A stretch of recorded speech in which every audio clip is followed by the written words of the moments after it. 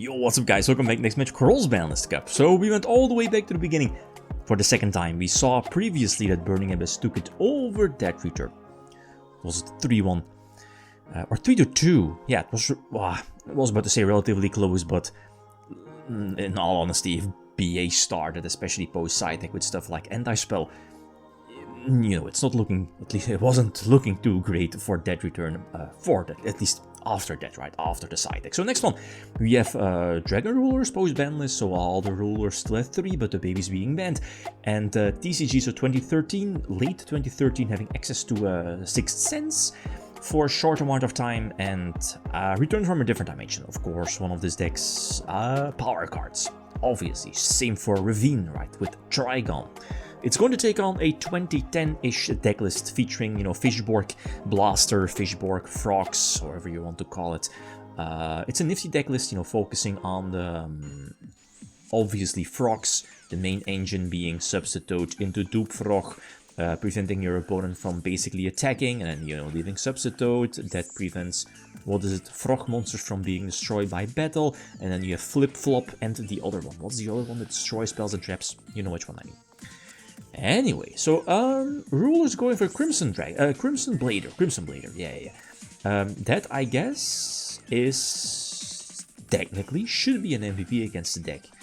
Fishborg Frogs can steal games out of nowhere with Armory Arm, you know, pre-errata-ish Armory Arm, or Colossal Fighter, you know, shenanigans with the ruling.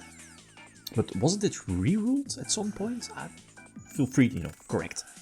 But, you know, the Army Arm OTK from nowhere, like if your opponent has a big strong attack beatstick, just very easily with Fishborg Blaster make Army Arm, equip it to their monster, and then go for the level 8 synchro play, Colossal Fighter, and then attack multiple times into the same monster, right?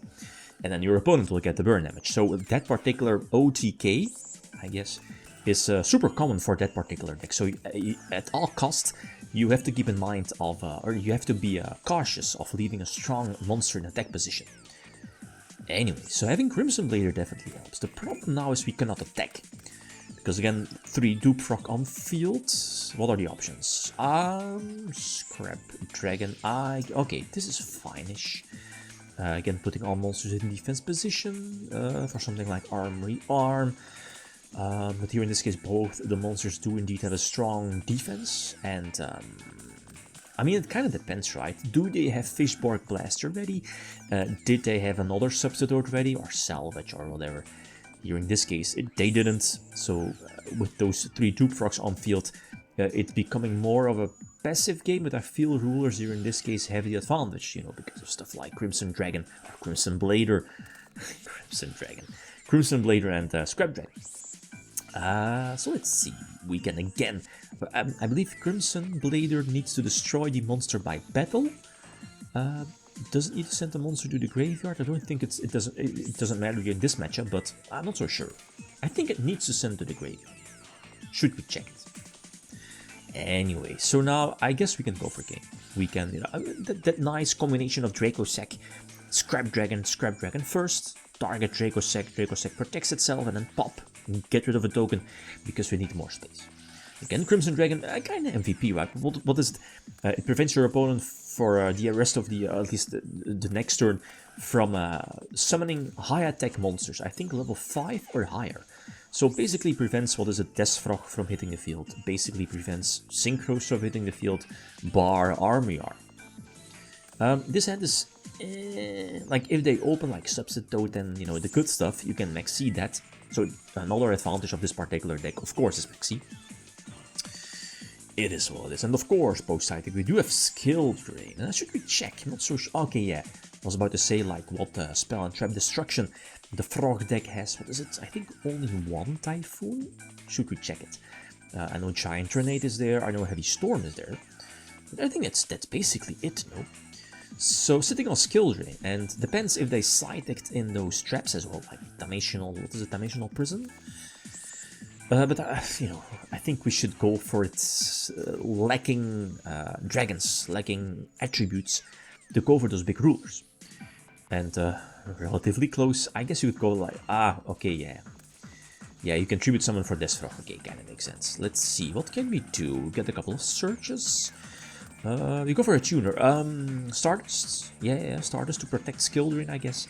You in this case, as you know. Oh, yeah, Redo return. OG return. Torrential Tribute was there. Yeah. Nice. So Stardust Dragon says no. Just in case of Gores, I guess. Again, it doesn't matter, right? Because we have Blaster to attack over the big Gores himself. Okay, so 2-0.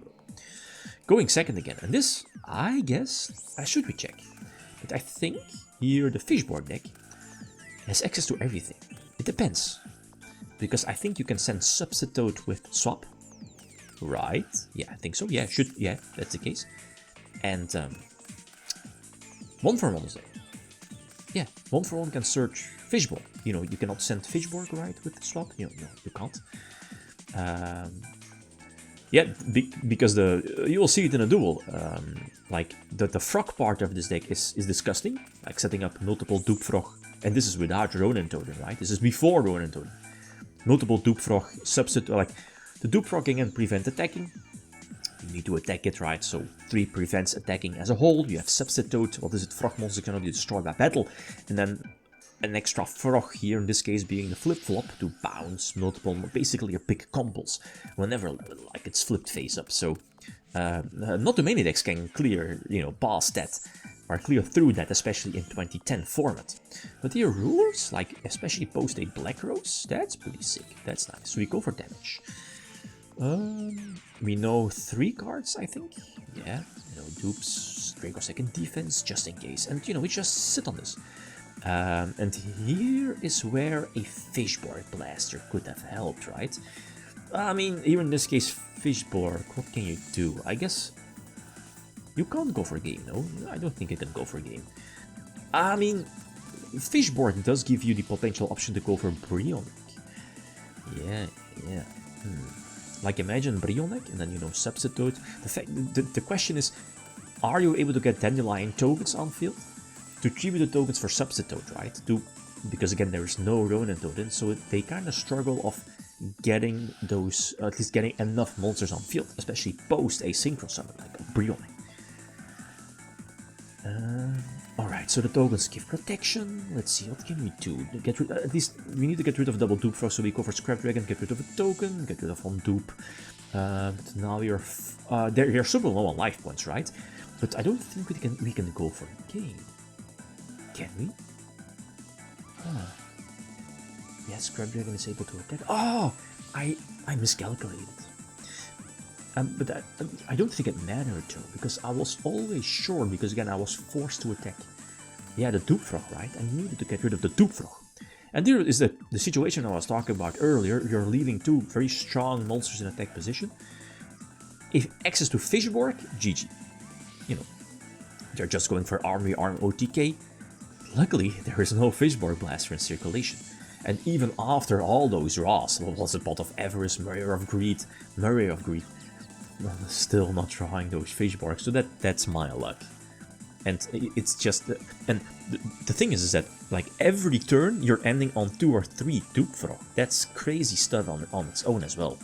Like, again, you're blowing out Black Rose as an out before, and they can still pump out those dupes. Just not having access to the Fishborg hurts. And here they cannot use brain control. Yeah, left at 100 life points. And now, here I misclick. We agree that this would have been my only play, as in pop the back row, just in case, Dimensional Prison, and then just go for, I was about to say any rank 7, but this rank 7, Gaia Dragon, I think, because again, Gaia Dragon does trample damage, it attacks over defense, so this is much, this is enough to attack for a game, right? So, 3-0. That's kind of, I mean, as we've seen in the votes as well, what was it, 86%, so that's a lot. So now it definitely felt right, definitely felt spot on. Next one we have Yugioh Fiendsmith with 2 points currently, so it lost its first matchup against 60 cards Pelios. Okay, so 7 years, about 7 to 8 years. There's a difference between both these decks. Okay, so feel free to leave your predictions. Guys, that's it, thanks for watching. Feel free to leave a comment or like if you enjoyed the video. Riddim signing out. Peace.